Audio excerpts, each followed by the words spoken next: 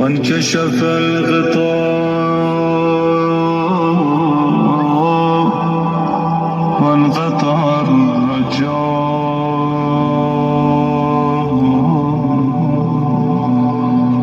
وضاقت الأرض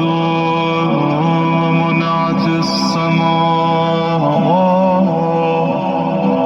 وأنت المستعان وإليك المشتكى وعليك الموكل في الشدة والرخاء.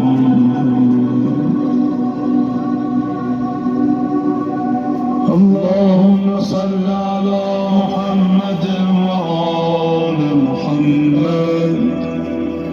وللآل الذين فرضت علينا طاعتهم وعرفتنا بذلك منزلتهم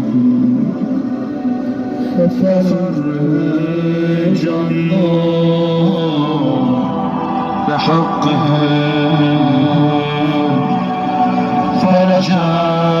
عاجلا قريبا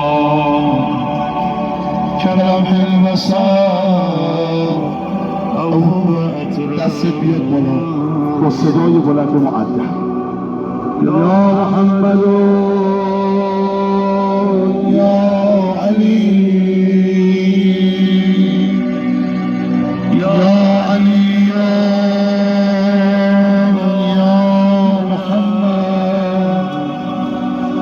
اكفياني فإنكما كافيان وانصراني